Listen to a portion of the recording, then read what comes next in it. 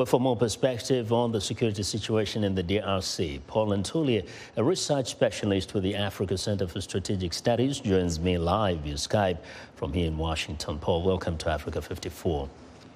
Thank you, Vincent. I'm glad to be back. Thank you. Now, let's start with this week's violent demonstrations.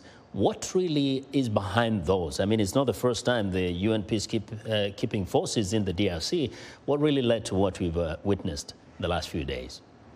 I think it's three things. One is the sudden eruption of the M23 rebellion. And this time that eruption is even more serious than other eruptions of violence that we've seen from this group. Mm-hmm. There had been a sense that the group was defeated by the Force Intervention Brigade in 2013, and now suddenly it's come back to life. That's the first element.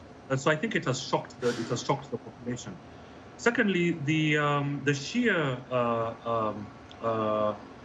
span, the scope of this rebellion. I mean, stretching all the way from the Ugandan border in Bunagana down the Rwandese border in Goma, has led to massive displacement of civilians and lots of civilian deaths. Yeah. So I think that is there's that sense that the UN forces and the foreign forces that are in the country have failed to provide security. And in the DRC, we've seen consistently that failure to protect civilians is a political issue, and it's also a social issue. Now, so I think these are the two issues. Yeah, and those are the complaints we keep hearing from citizens. But Paul, you have personally actually been involved in the Congolese ceasefire negotiations.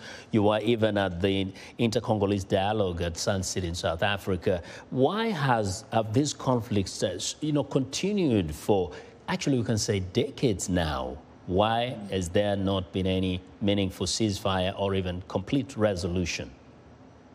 No, you're absolutely right. I mean, this is, the UN, this is the longest serving UN mission. The UN has been involved in different ways and forms in a peacekeeping role since the 1960s, since Congolese independence, right? The country has faced these persistent security crises. And I think there are a number of reasons. One is just the sheer lack of government capacity, right, to pacify these different areas. I think it's important for the audience to remember that just the eastern parts of the Democratic Republic of Congo alone are larger than Western Europe. I mean, it's larger than Western Europe, okay?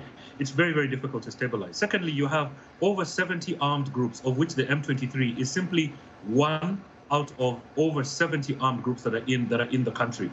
The third element is the lack of capacity of the Congolese military. I mean, it has always been a problem, namely that the Congolese security services are not able to, just from a logistical perspective, but at the same time, the Congolese military is not trusted by civilians simply because of human rights abuses, issues of corruption, and so on. So there's essentially a lack of capacity on that front.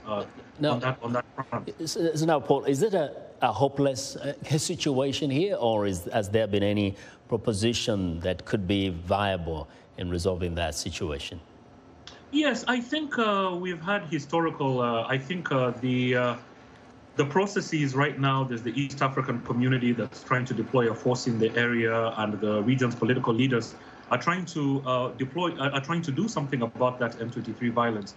But I think they would benefit greatly from the Congolese, from recent history. I think inter-Congolese dialogue was one mechanism that was very, very effective in getting the different political sides together around a table to address the issues around the crisis in the Congo. And I think it was a successful process.